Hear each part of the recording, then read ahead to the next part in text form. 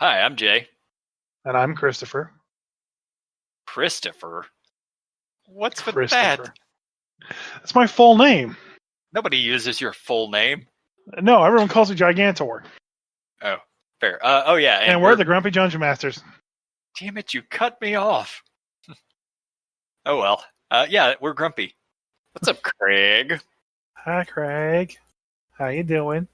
So what are we How are the kids? What are we talking about? We're talking about the thing we've been doing for the past 2 weeks. That I spent all day doing today that I didn't think I'd be spending all day doing today. What is that? Creating magic items. Oh, for LARP or D&D?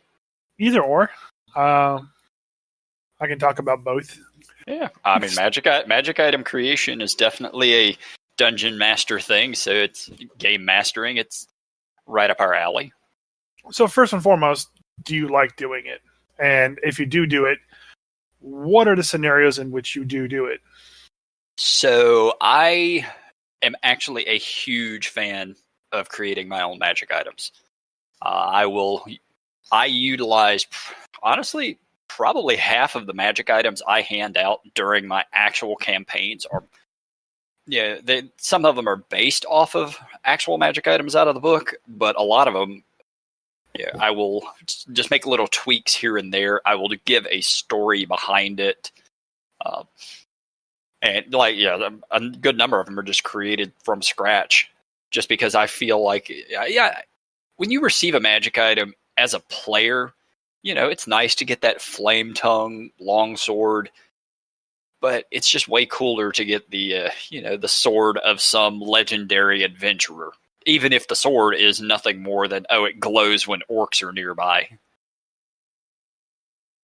Okay. Yeah, I make a lot of magic items. So how many? So in general, for like a standard campaign, let's say it lasts about a year. How many of them are like custom or? Truthfully, probably about a third. Now these are full customs or just like? I mean, there are probably a full third of the magic items that I pull that are not in the book, like that I put out. Some of them might have things in the book. So say I decided to hand out a flame tongue longsword, I'll give it a name, and then I will add another little thing to it. So, it's a flame tongue longsword that you can then cast Dispel Magic specifically for the darkness spell. Or just little things like that. Okay. Little tweaks. Some of my items I've put out are a little OP, but are overpowered, but the majority of them are just minor little tweaks. What's the best one you've made in recent memory? The most powerful one, off the top of my head, I can't even recall the name of it, but it was a +2 longsword that also allowed the wielder to take an extra attack, and it could cast haste. Okay.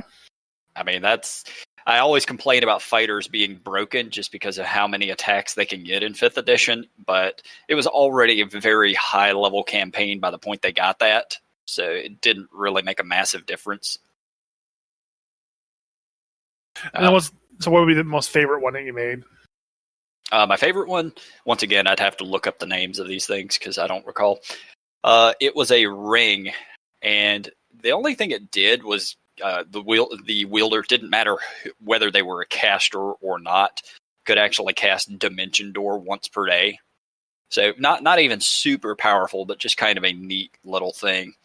But I actually had an entire history crafted behind that the players, oddly enough, I ended up running a campaign where none of my players had history as a skill.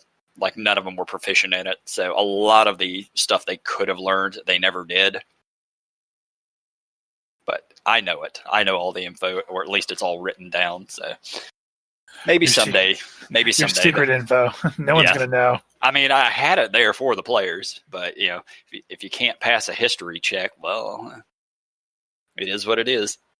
Well, you have 2 options to solve this problem, guys. You can either murder Hobo, or I have this 12-page pamphlet full of rich history for you to read And the answer is murder hobo. All right, Murder hobo. That's what happened this past weekend. Lots of murder hoboing. So go ahead. It was it was a one-shot game, so murder hoboing is a little more likely. Plus, we're allowed to be evil. Well, for people listening, don't murder hobo. Don't do it. It's a fine line between just killing your enemies and murder hoboing. Yep. I don't think actually, to be fair, I don't think I've actually had a group that was straight murder hobo. Lord knows I have. They always get into a situation where, like, all right, I think the best solution here is violence, even if it's not the wanted solution. Okay, so to give you more of this scenario on the murder hobo, and then we'll come back to magic items, because this is an interest of mine. So, one-shot game, we're all high level anyway, and we get thrown into this scenario where we have to go find this portal. We don't know where it's at, we just know we get teleported into the general area. And we start talking to all these people.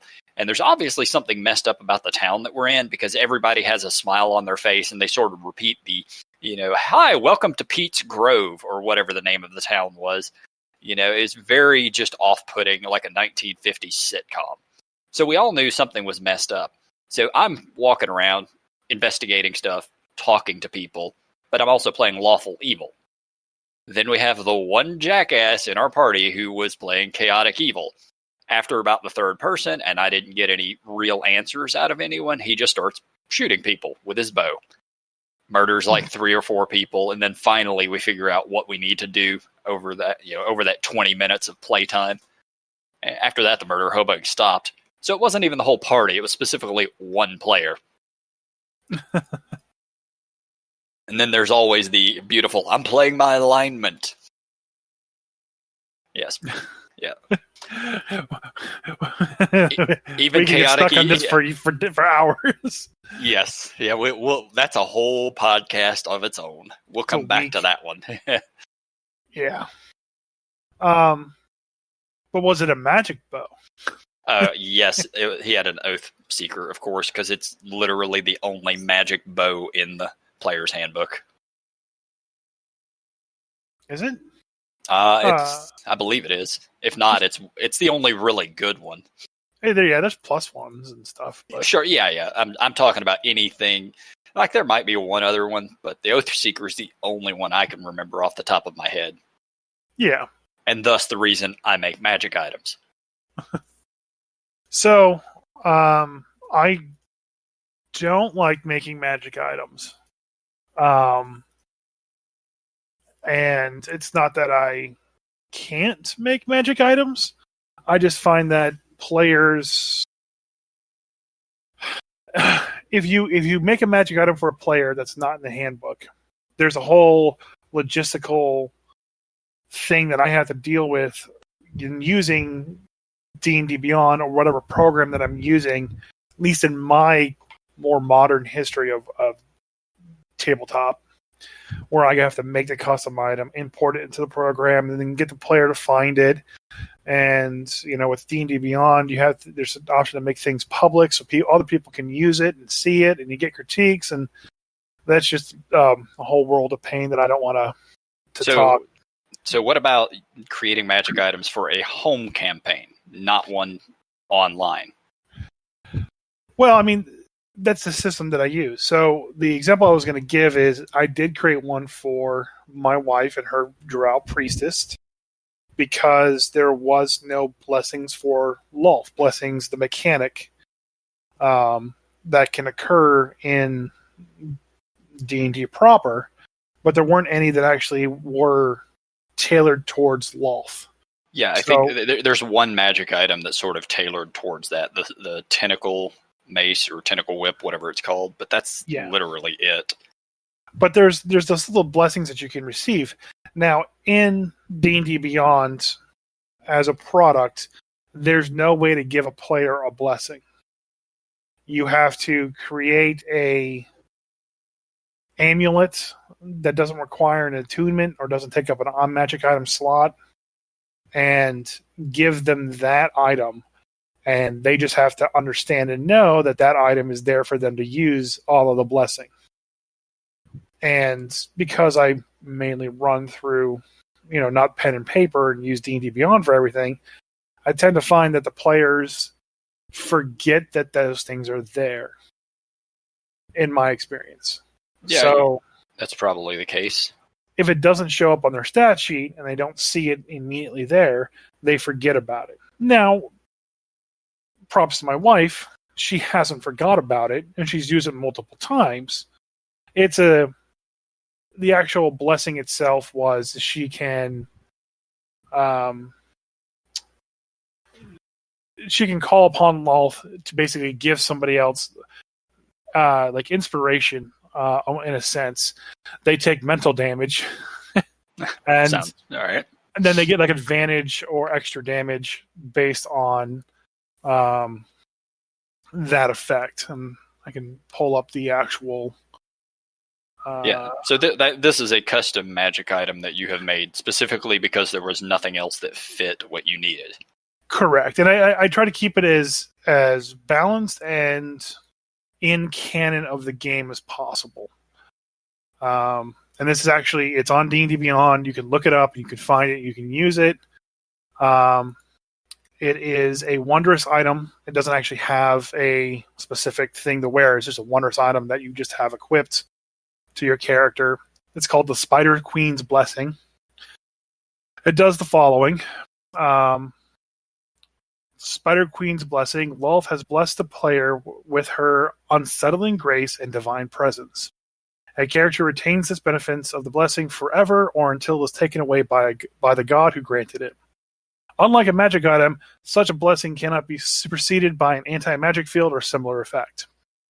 So, Lolth's unsettling grace is, as a bonus action, the player can bestow the blessing of the Spider Queen on one ally that they can see within 30 feet. The ally takes 2d6 psychic damage and gets one of the following benefits. Receives advantage on their next attack roll, receives advantage on their next skill check, can use the reaction to make one weapon attack, or can use the reaction to cast one spell cantrip. And then there's Lolth Divine Presence, which is the divine presence of Lolth emanates from you, providing you expertise in religion. Now, so on the first one, where you had the 4 options, do they get to pick? They get to pick, yeah. Okay. So the Drow Matron enemy has the same ability, the Unsettling Grace, where they can, it's actually just as simple as their ally takes 2d6 and get advantage on their attack roll. And when I was talking with another DM friend of mine, we're like, well, that's a lot of damage that a player can take. It could be as low as 2, it could be as much as 12. Yeah. They're level 5. So give them more than just advantage on their next attack roll. So skill check, and then we decided maybe use the reaction because, reaction is something that either gets used too much or not enough. And then I wanted to give it some kind of passive effect that matched the just the state of what the item is, and being that she's a priestess of Lolth, here's expertise in religion.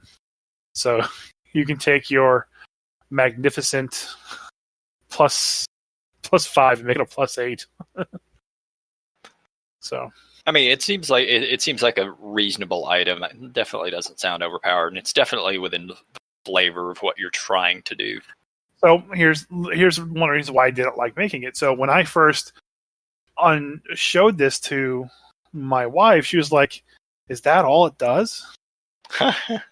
And this is before I kind of added in some of the extra things that she could do into 2d6. She's like, I don't want to hurt my allies, and then they just get advantage. We're always getting advantage. She didn't really think it was worth it. And I've had that same reaction multiple times with other players that I've had. So what you do on that? Sorry, that's just a player undervaluing something like that.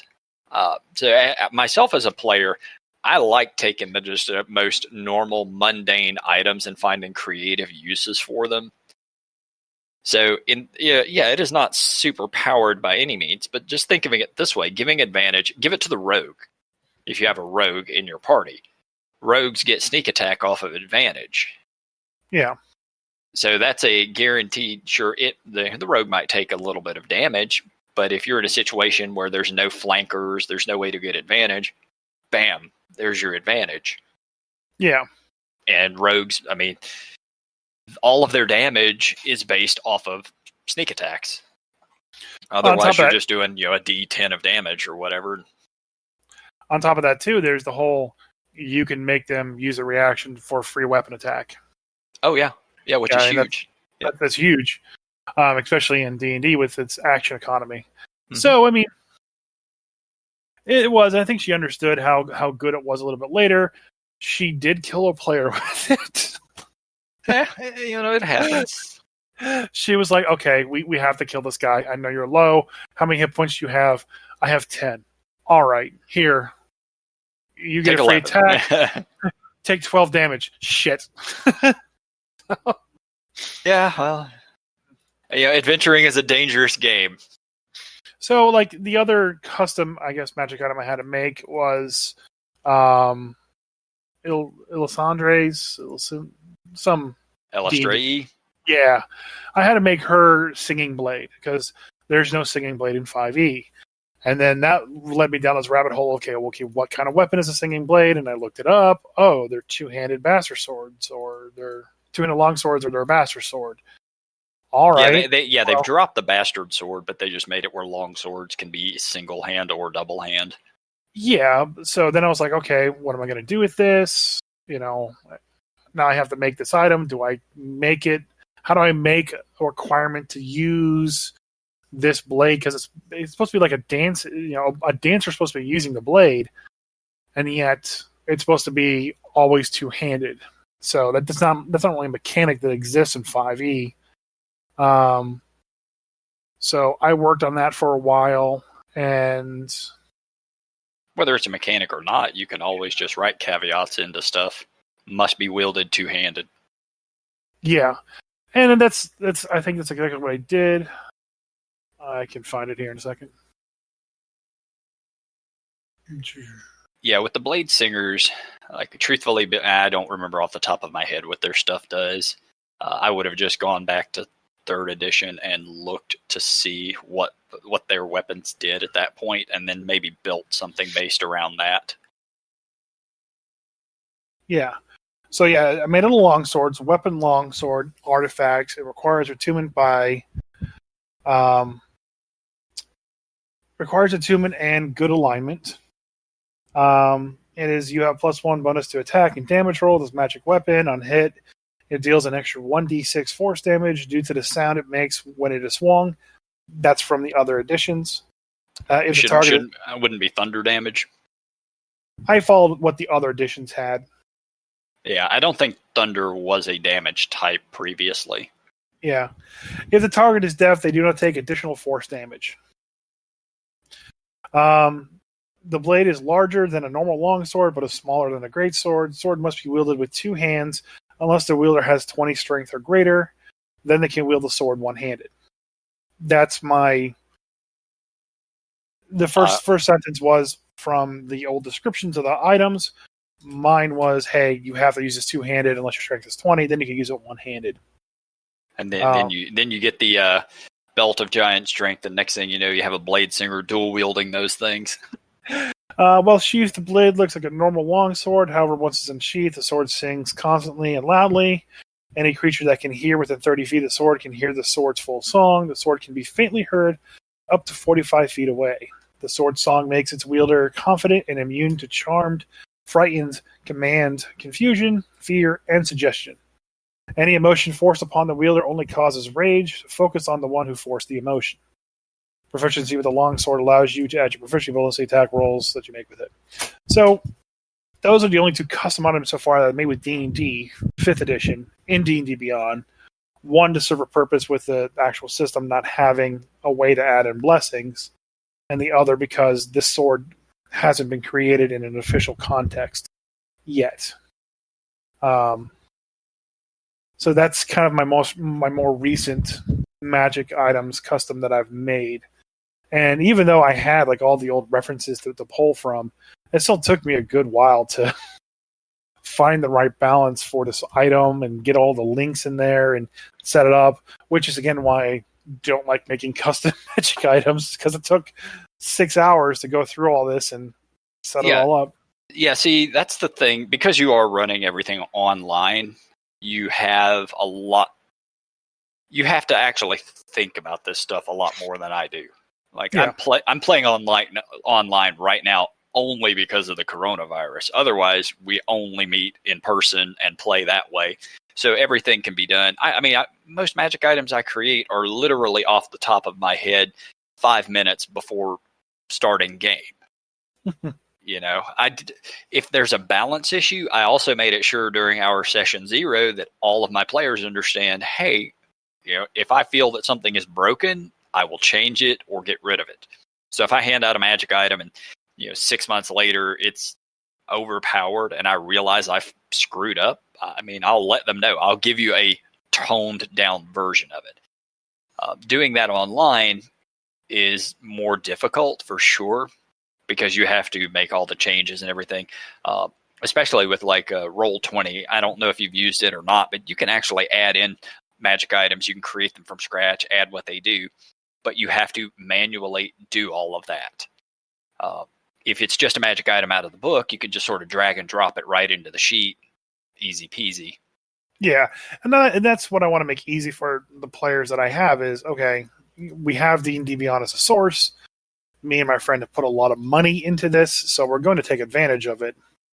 And, creating even custom monsters is the same thing. You have to spend all this time finding a monster and then tooling it around to match what you want it to do the right way.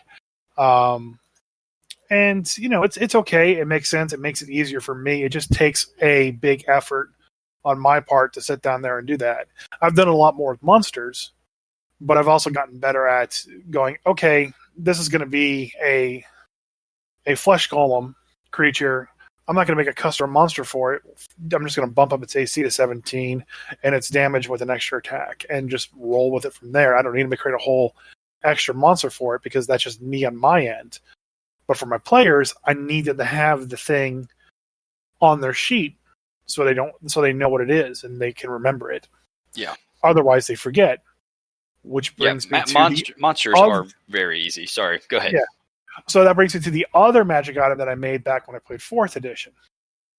So in 4th edition, Minotaurs were my favorite creature.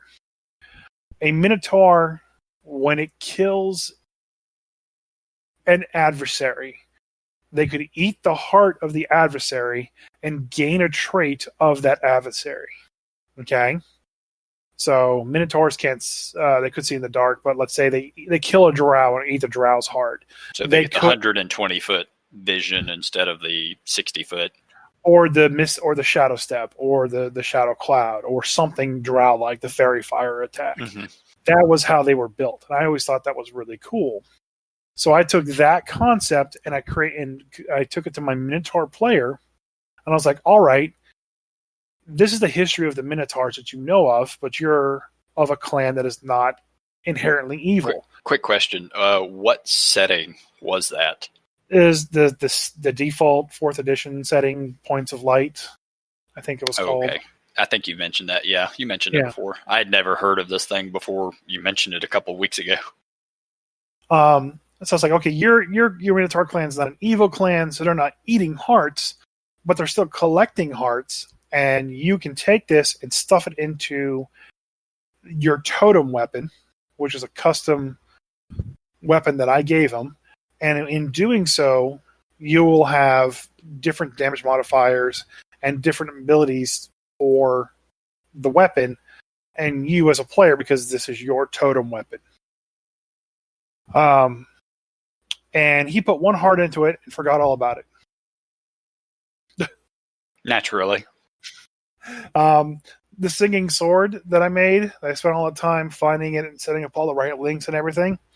My group is definitely not of good alignment, so they just liked the thing.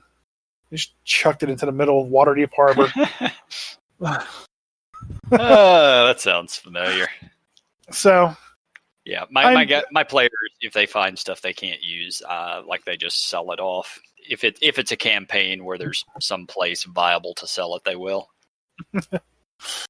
so like I said, I don't have the best time when it comes to magic items. Well, that was an oversight by you. It sounds like, knowing that there's no good party members, giving them a good aligned item isn't gonna. I knew they wouldn't be able to use it. I knew none of them would have a change of heart. Okay, I had 2 drow that were on a mission to kill the members of the temple in the middle of Waterdeep.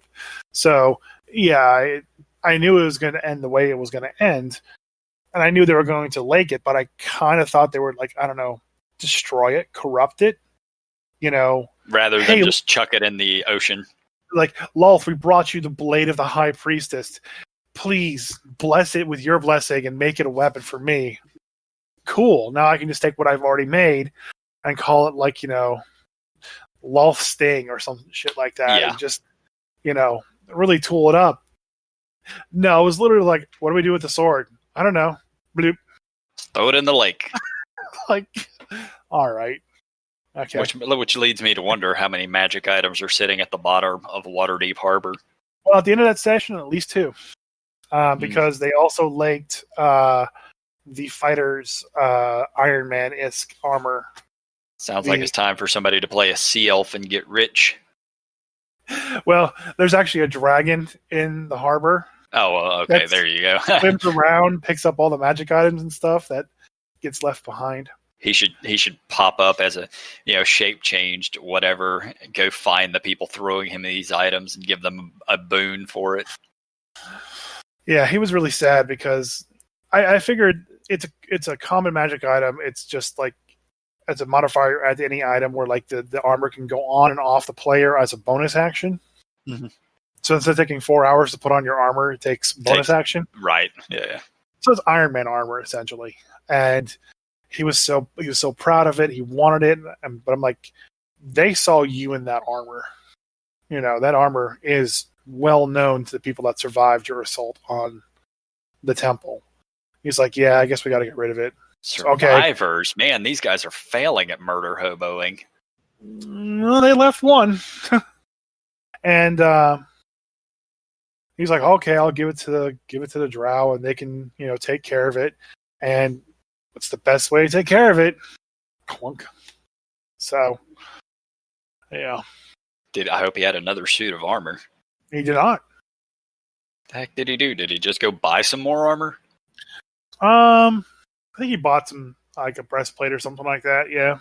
So actually, that leads me to an interesting thought. Do you let players craft their own items and magic or magic items? I would. I don't know what the system would be, but I wouldn't stop them from trying to figure it out. When 5th edition first came out, for a couple of years, there wasn't really a solid crafting system.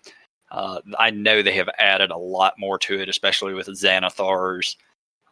There's probably even more out there that I haven't really looked into.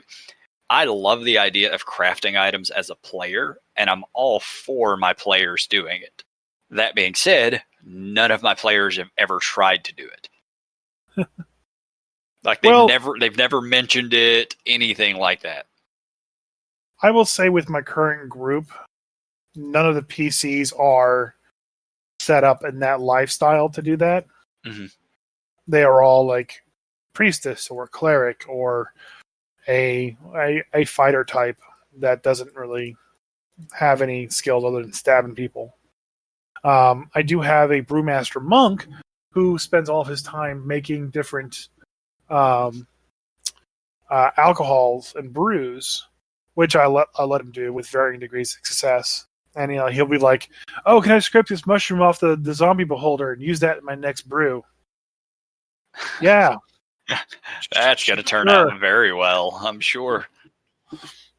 Yeah, I had a lot of fun with brews with my sorcerer that I used to play because he owned his own bar / brothel / prostitute ring, whatever. But after a while, once we got up to sigil, because we played this game up to 30th level, like I was able to get touch with people who had brews from other planes of existence and so forth, and I would purchase them and then take them back to my own bar to sell. But one of them that we came across, I was only able to get a limited amount of it, but it would change your alignment to the opposite for 10 minutes. So we occasionally would have a little fun with that. That's pretty awesome. I mean, that falls in the same vein as custom magic items, just customized with custom effects. DM created this stuff. I had no input on it, but it was things I could purchase. So yeah, and you can find those charts online that have here's a D100 table of random effects. What happens when you drink random beer you find in a closet. So. Yep. It's easy enough to always turn into a potted plant. Just like on the Wild Magic table.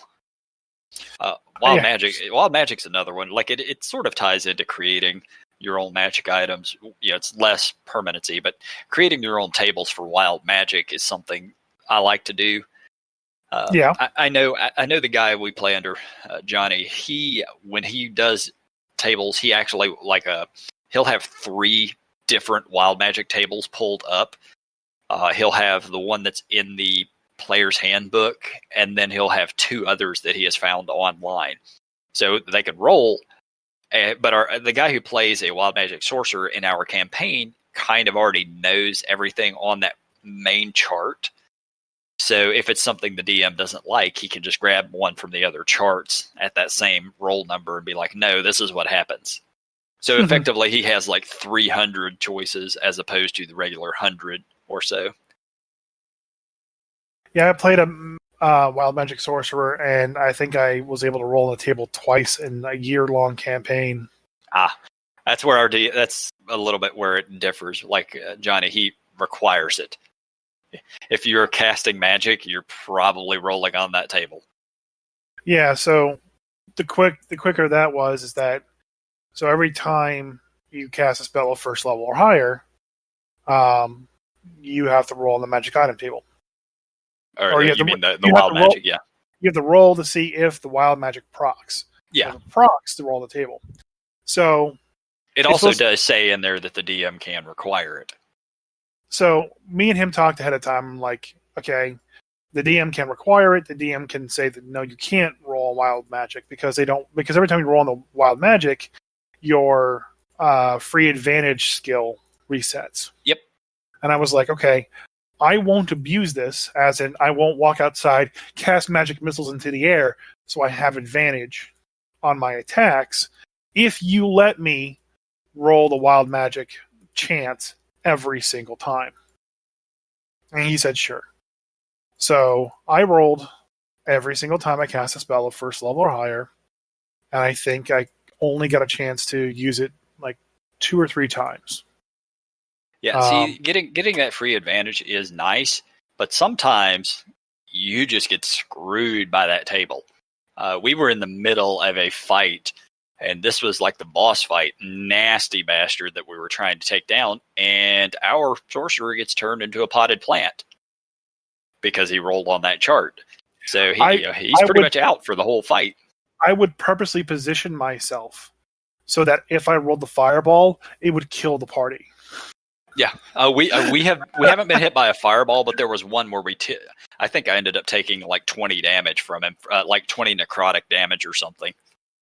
I was so upset that I never got a chance to have that thing proc and do something really crazy, and it made me sad. But he offered to be like, okay, well, every time you roll and nothing procs, you can always just degrade the die down one until it happens. So it was six times. If it doesn't happen, it automatically procs. And it's no, I'll keep it raw for a little while and see what happens. And yeah, I never procced. Yeah, I personally don't have a whole lot of experience with the sorcerers. I played one for a couple of game sessions with Storm King's Thunder, but I wasn't able to keep making the game session, so you know how that goes. Work, life, everything. Honestly, I don't even know if the group ever finished running it. So back on the awesome world of creating magic items, we spent the past 2 weeks or so creating magic items for our LARP. Yep. What advice do you have for people making magic items? Since that was a conversation that happened a lot. Don't. Off the top of my head, I would say don't do it. Truthfully, when it comes to creating magic items, shoot low. It's honestly way better for game balance to give a underpowered magic item than an overpowered one. I, in my own D&D campaign, don't stress over it because my players all understand that if I'm giving you a magic item I've created, I may pull that thing. Even then, I generally shoot for low-powered magic items. If you want your campaign to be incredibly high-powered, or if the campaign is based around this legendary item that you're creating, then go for broke. Throw whatever you want out there. It is your campaign. Only you can really ruin it. So. And it was funny because we were talking. I was working with the new player group tonight, and our good friend Kevin was there, and he said that when people ever give him a magic item list for the LARP game, is either the items are extremely all underpowered, or they are insanely overpowered, and there's never a middle ground. Yeah, you've been working with me on this for the past couple of weeks for the LARP, and especially it's way less of a problem if you screw up in a D&D game. If you screw up at a LARP, that's a problem. So it's definitely better to underpower items in that scenario. And as you have seen, like I've been doing this for a very, very long time, the whole LARP scenario, you'll toss really good items at me and I will intentionally underpower them. Just because I am concerned with them being broken within the game. Yeah, and I had to convince you to just put things a little bit higher because, I kind of feel like Kevin would actually check and balance us more. We also have that. Yeah, the fact that he is sort of that checks and balances. We can throw stuff at him and he'll say yes or no. And then if it ends up overpowered, well, that's not on us. Yeah, it will be. No, it won't because it had to go through him. So, but yeah, I really, really do love creating my own magic items. And I love creating the history and the story behind them. And this is another thing that kind of flows in line with what we've been discussing with the whole LARP. Is like Kevin, he likes to have a story behind the magic items that are coming out into the game a lot of the time. And when it comes to D&D or any role-playing game, I really do prefer to have some sort of a history or a story. Who did this belong to? How was this created? What plane is this from? How old is this item? So, like, my entire campaign world that I've been running is the country that the players are based in is an old world. Think most of the world is America, and this country is Europe.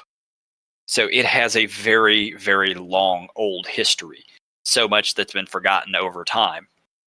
So all of these items that they're coming across used to belong to some elven lord or some wizard from 2,000 years ago. And digging into that history is part of the fun of the game.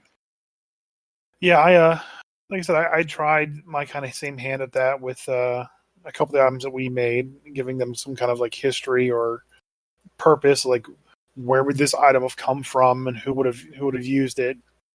Forgotten Realms is specifically, I know you're talking about the other one, but Forgotten Realms is specifically massively, there's so much history in that game because the game's been around for 40 years.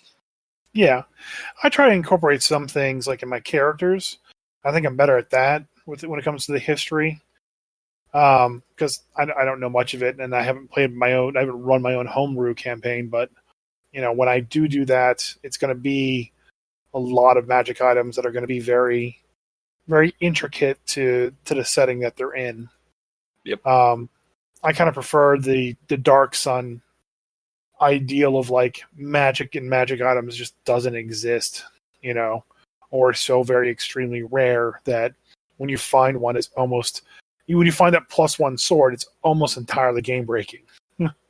Yeah, Dark Sun was pretty hefty about not handing out magic items. I mean, there was even like it was a low magic campaign, not quite to the extent that like Conan is, but it was definitely low magic.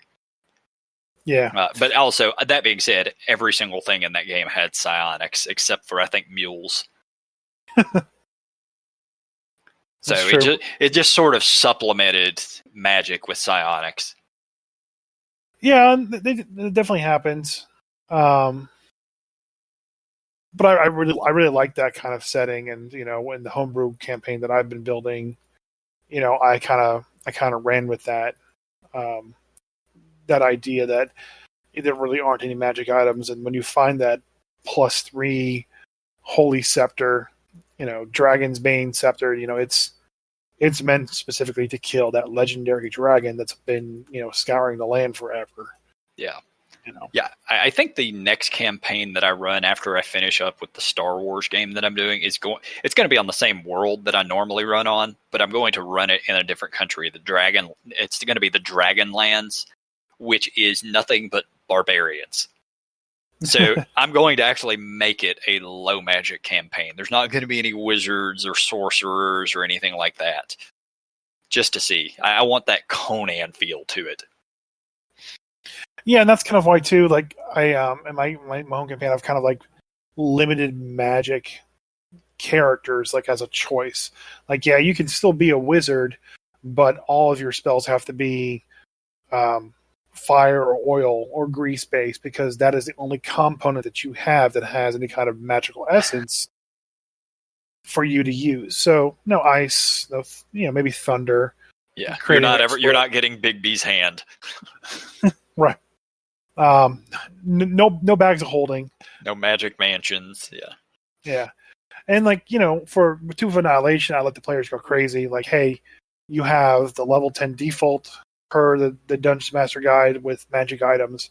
So you have 5,000 gold plus 2 common items. Or 2 uncommon items. So you can buy uncommon items at max price, which is 500 gold. So everybody has spider climb boots. Everybody has a bag of holding. Yeah. Everybody has a necklace of adaptation. Yeah, this was literally my last campaign because they were in the center of the world as it was. Like they had access to nearly anything. They got to a point where I was like, okay, any rare or under magic item, you could just buy it. I'll give you the price, and I had a price list for a lot of the stuff. And any very rare items, ask me about it, because some of those I'm just not going to hand out unless you have 100,000 gold to burn or something. But and legendaries, you can never buy those. But after a while, it's like, yes, every single person has the rings of protection +1 and the cloaks of whatever because they can afford it. It's really breaking in 5e too, from what I've been experiencing. It's almost like if they had the Dark Sun mentality in 5e, that most of the monsters would be the challenge that they're supposed to be. Because, like I think we've discussed before, like every monster has, half damage from any non-magical source. But who doesn't have a magical weapon by level 3? Well, it is not game breaking in 5th edition. It is game breaking in a campaign that allows it.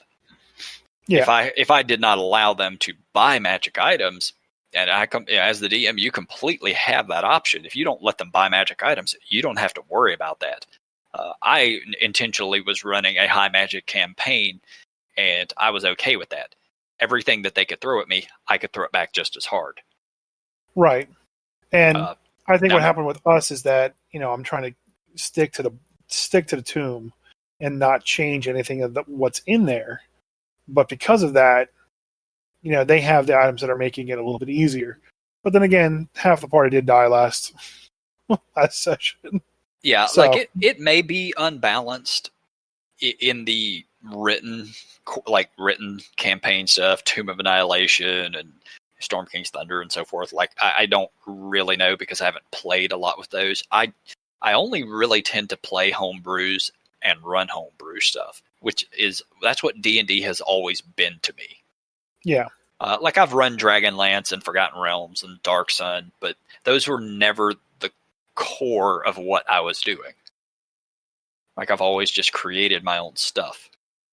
Yeah, I've always had people who enjoy the actual world. Like my wife is a huge Dritz fan, so she wanted to be in Forgotten Realms. She wanted to experience what it was to be a drow in this scenario, and to the degree of like, well, I don't know everything about drow, so you're gonna have to help me with some of the, I have the base and little. Shit, all you had to do is ask me. I've read all the books. Right. So I'm asking her, okay, you're going to have to tell me what the religious ceremony for the high priestess are because I don't know. And so I'm sitting there in her first, session 0 session, like, okay, explain to me how you go about this religious ceremony with Wolf. She's like, all right, well, first I have all the male drow leave the room, and I seal the door. I'm like, all right, sounds about right to me so far. All right, so then I strip naked. Sorry, what? It's like, yeah, yeah. They're always naked whenever they do the ceremony. I'm like, oh, okay. So there will be a sacrifice before this is over. You can be sure of that.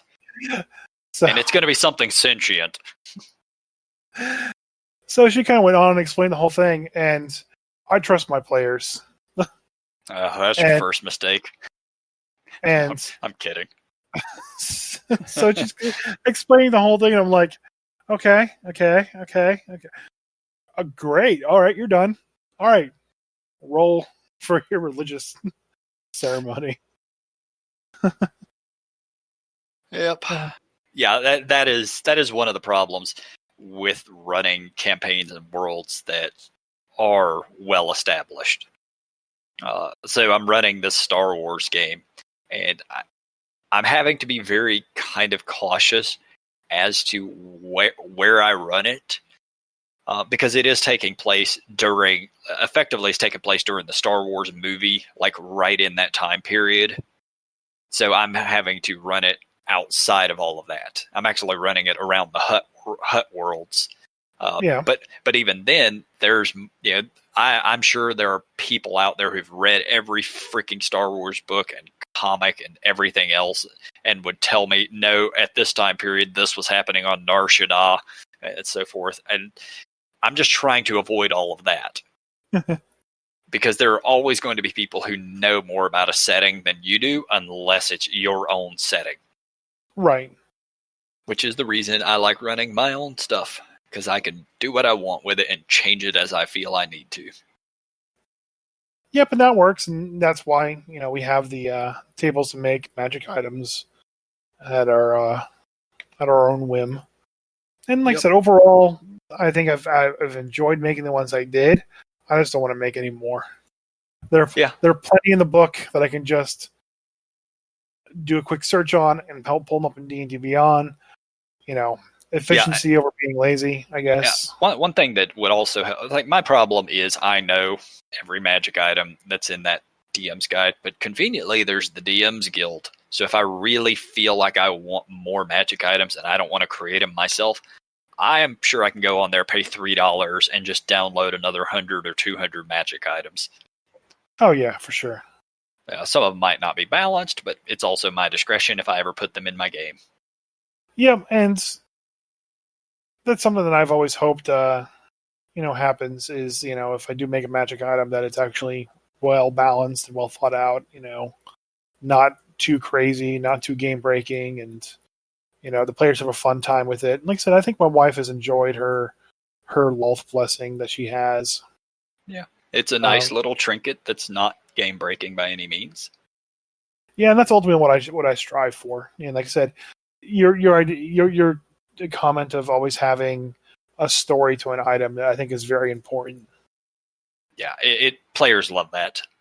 Like it just adds so much flavor to it. It makes them feel the world more so. And so, if you are a player and you receive a custom magic item, don't just go, "Oh, okay, that's neat." Yeah. Oh, it's so weak. It's underpowered. Don't do that. Be thankful that you got something. You got DM attention. Anyway, on that note, I think that's about enough for this week. Yeah, pretty much. Craig? See you next time. Bye, Craig. Stop recording us, Craig. We know you're doing it. Stop. Go away. Bye.